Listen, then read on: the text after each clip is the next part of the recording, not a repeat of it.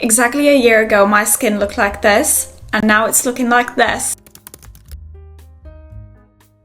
Today I'm going to share with you guys how I cleared my acne, all the things I learned, the products I used, and just my skin journey in general. Acne can be very hard to deal with, especially in today's social media environment, and it can feel super isolating, especially if you get it as an adult. Like, I'm 22 and never did I think that I would get that sort of a cystic acne flare-up in my adulthood. I want to start this off by saying that there's nothing wrong with having acne. It is completely normal and it's not something you should feel ashamed about. My content has always been about embracing who you are, embracing your skin, and showing unfiltered skin. But I've gotten a lot of requests to talk about the things that have helped me, so I'm just going to share my journey in this video, and hopefully it helps you or makes you feel less alone or answers some of your questions. So let's talk a little bit about my skin journey and what caused this acne flare-up in the first place. Now, I've never had perfectly clear skin. I really struggled with acne when I was about 12 or 13. I had lots of these underneath the skin bumps and really painful breakouts, and I still have scarring on my cheeks from that time. Now, afterwards, it's very easy to say that that was definitely hormonal acne, because all of that went away when I went on the pill at 14,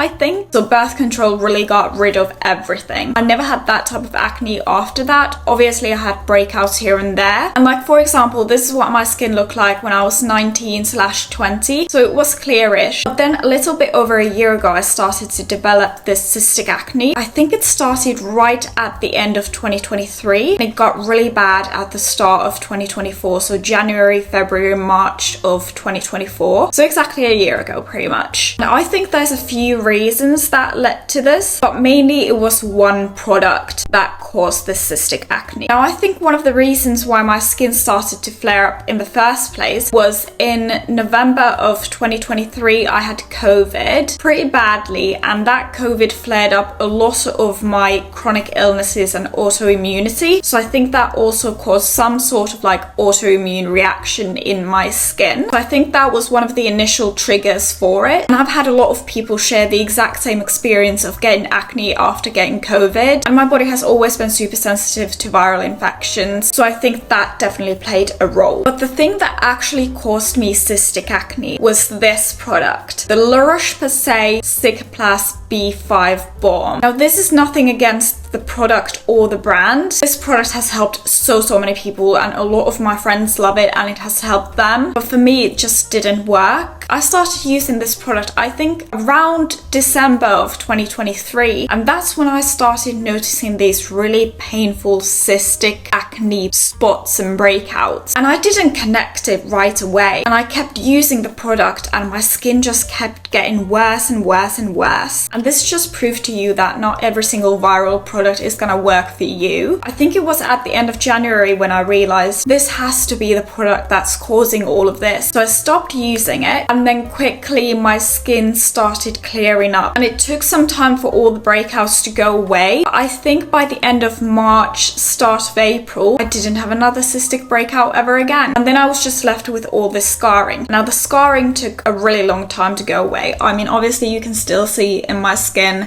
it's still there, it's not as prominent. So that was really what triggered my acne. Having COVID and then using this product, that just didn't work for me. Now, obviously I had a lot of people tell me it's this and that and whatnot, and sometimes you just never know the cause of your acne. Even if you go from doctor to doctor, it's just something that happens. But if you're struggling with sudden acne, then definitely look into some products you've been using, because you honestly never know. I mean, it took me like a month or two to figure it out. Like, from these pictures you can see I had such deep cystic nodules in my skin. The product like literally burned my skin off. But now let's move on to products and skincare tips that have helped me. Now, I'm not a dermatologist or an esthetician or a skincare expert, so don't take anything I say at face value. I'm just sharing what I know and what has worked for me. My biggest tip, honestly, is patience. It's gonna take time for your skin to heal, for your scarring to clear up. So definitely give yourself grace and be patient with your skin. Now, at the start when I was dealing with this cystic acne, obviously stopped using all actives immediately. I didn't want my skin to burn up anymore. I kept my skincare very minimalistic. This was my favorite cleanser at the time. It's the Fresh Soy Face Cleanser. It's such a gentle and hydrating cleanser. It doesn't strip your skin. I'd say this is probably one of the products that helped my skin the most. And the second ingredient was hyaluronic acid. I'm currently using the Mixsoon hyaluronic acid serum. I just used any hyaluronic acid on hand, ordinary, inkless. And it's just really important to keep that hydration in your skin. And you obviously want a good, gentle moisturizer. There are plenty of great moisturizers out there. If you're acne prone, I recommend looking into CeraVe, Cetaphil. I used a bunch of different ones at the time. I can't even remember everything I used, but just any regular moisturizer will work. And then obviously sunscreen. My all-time favorite has been the Beauty of Giselle Rice and Probiotic Sunscreen. This is the one I've been using for years, and sunscreen is really, really important to use every single day, and it prevents those acne spots from getting even worse, especially when you're in that scarring phase. Sunlight, blue light, all that, it can make the scarring appear worse, so you definitely want to be using sunscreen. So at the start, that was pretty much my skincare routine. Just a gentle cleanser, hyaluronic acid, moisturizer, sunscreen. No actives, just extremely hydrating products to start repairing my skin barrier. And then when my skin wasn't raw and burning up anymore, I slowly started introducing ingredients into my routine that would help with that acne and that post-acne inflammation. And this product has honestly been one of the MVPs in my acne journey. It's the Inkilist 10% azelaic acid serum. This really helps with pigmentation and acne marks. It's just overall been such a great product. I still use it to this day. If I get like an acne spot and it leaves a mark, it just fades it away super quickly. Another one is niacinamide. Niacinamide has been one of my favorite skincare ingredients for years and years, even before this acne flare-up. So it was something I definitely knew I wanted to include in my routine. I used both the ordinary and Inkilist niacinamide, and then I've also been using the Glow Recipe niacinamide dewdrops. And this I started using in the summer when I didn't have active acne anymore. Now this does have fragrance in it, so if you're super sensitive to fragrance, I definitely wouldn't use this on like active acne. Niacinamide is a great ingredient for acne and acne prone skin. Then obviously retinol. Again, when my skin barrier wasn't burnt off, with retinol you want to start at a very small concentration. The smallest concentration retinol you can find, and then build up from that. And the retinols I've been using is the Inkilist 1% retinol serum, and then I also got the ordinary 0.2 retinol serum, which is even stronger. But my favorite this year has been the Glow Recipe retinol serum. Now for transparency, I did do an ad on this last year, but I've gone through 2 bottles of this and I did trial it for 8 weeks, and this is such a good gentle retinol. Retinols can easily dry your skin out, especially if you're using like high concentration retinols. But this was the only retinol that didn't dry out my skin, and it still helped with my acne scarring and pigmentation. It's something I still consistently use every single week. And do not mix retinols with acids or vitamin C. So like salicylic acid, BHAs, PHAs, AHAs, vitamin C, azelaic acid. If you're using retinol, literally just use retinol and a moisturizer, especially if you're starting out. And then another ingredient that helps a lot is a mild exfoliant. So like salicylic acid, AHAs, BHAs. Make sure those are very mild, especially when you're starting out. And again, do not mix it with retinol. So it can be like a salicylic acid serum,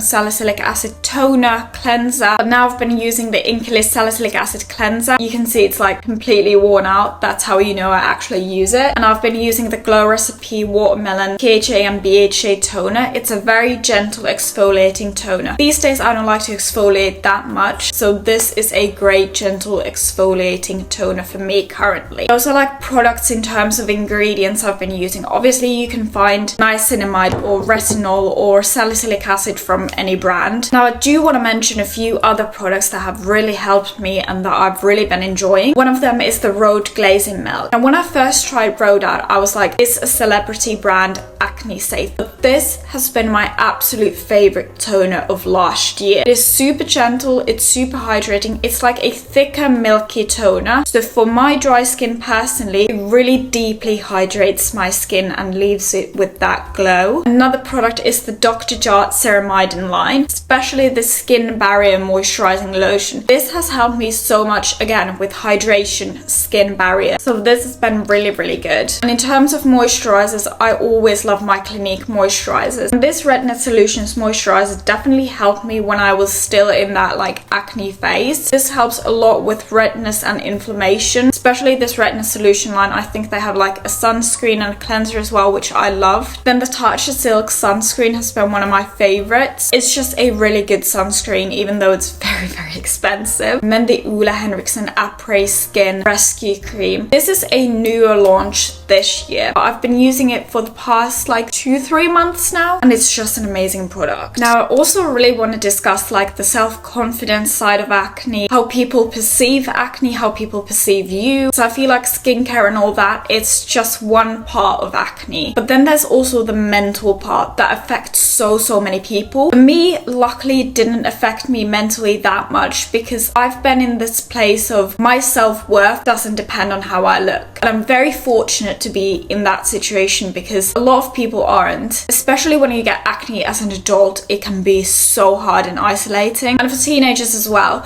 because we live in this very filtered society, especially these days, where everything you see on social media is perfected, curated, filtered. You never see a pore on social media. So it can be very hard when you're struggling with things like that and then you're seeing this perfection on social media and ads and everything. So it's something that I'm very passionate about and I very much want to talk about. So here are some lessons I learned from having acne as an adult, especially publicly on social media. Unfortunately, when you get acne, your value as a human being decreases in some people's eyes. Not in everybody's eyes, but in some people's eyes. Because unfortunately, social media and some people are just extremely shallow and there's nothing we can do about it. We can't control it. You can only control your own response. That's why I highly recommend doing the self-work, getting confident in who you are. But that's a whole separate thing. But unfortunately, when I got acne, my value changed completely in some people's eyes. I think I lost about 2,000 to 3,000 followers in like a month when I got acne and I started posting about acne because I started to get these messages of like, I used to love your content, but now you're so ugly, I can't watch your content anymore. Or now that you have acne, I just don't want to watch your content anymore. Which, fair.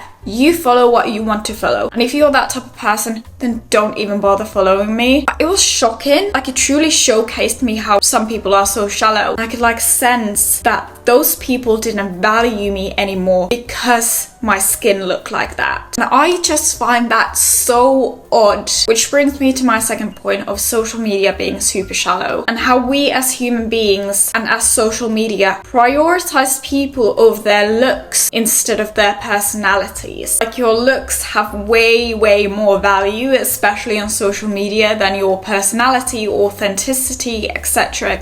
And I've seen this in different forms for years and years. We all know that privilege is a thing. On social media, it's like on a completely different level. It doesn't matter who you are as a person, but first and foremost, people see what you look like. What I experienced was people only saw me for my acne. People didn't see me for me. They just saw me as the girl with acne. And that was super frustrating because I never saw myself as the girl with acne. So I sort of had to pivot my content to be more skin and acne focused because that's what people saw. And because people hate to see people with acne, that also gave me a bunch of engagement through hate comments and unsolicited advice. Which brings me to point number 3. Now, if you've ever had acne or struggled with acne, unsolicited advice is never helpful. To this day, I get comments on my older videos demanding, insisting, your acne is caused by this, and this, you need to do this, and this. I had this one woman harass me for about 4 weeks, every single day, in my comments, in my DMs, your acne is caused by chocolate. Stop eating chocolate and get a liver detox. And I brought up that my acne was caused by this product many times on my Instagram. People didn't believe it. I had to have some sort of intestinal disorder, liver problems, hormonal problems for them to believe it.